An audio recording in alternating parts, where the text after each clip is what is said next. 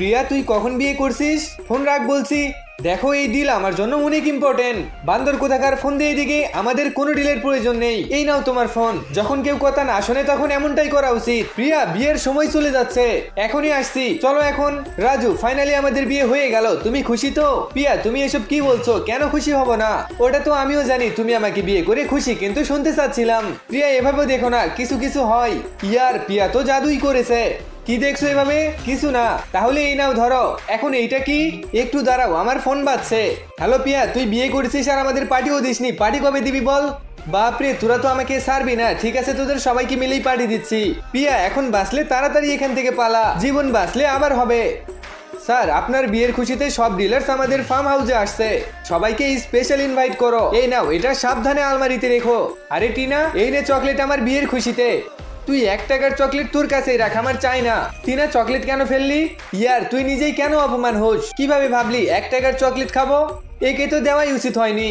তুই যদি কোনো দামি চকলেট দিতি তাও খেয়ে নিতাম, কিন্তু তুই এনেছিস 1 টাকার চকলেট। আরে টিনা, আমি কি করতাম? তোর চেহারা যে 1 টাকার চকলেটের, তোকে দামি কিভাবে দিই? আর হ্যাঁ, রাজু আমাকে ডেকেছে, এখন আমি যাচ্ছি বাই। এই পিয়াকে তো ছাড়বই না, এ আমাকে অপমান করেছে। বলুন স্যার, আমাদের কেন ডেকেছেন? সময় তো দিন ম্যাম। আরে রাজু স্যার, আপনি এখানে? এই দেখুন আপনার ফার্ম হাউসের প্রজেক্ট একদম রেডি। বাপরে, এত বড় ফার্ম হাউস! মনে তো হচ্ছে এটা স্যারের পছন্দ হয়েছে। স্যার এই প্রজেক্ট আমরা এখনই দেখতে চাই। কিন্তু ম্যাম, জানোই তো রাজুর না শোনার অভ্যেস নেই। বাপরে, এ তো অনেক ভয়ঙ্কর। তো বলো এই লোকেশন কোথায়? রাজু স্যার, হ্যাঁ গাড়ি রেডি করো না। ঠিক আছে ম্যাম।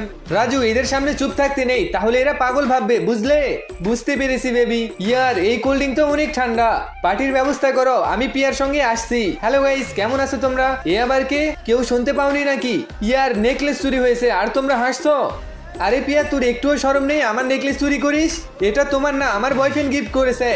আচ্ছা, এত দামি তোকে গিফট করবে তোর বয়ফ্রেন্ড? বাপরে, এই নেকলেস এত দামি! আমার তো প্রথমেই চোর মনে হয়েছে। তুই ঠিক বলেছিস, এরা এমনই।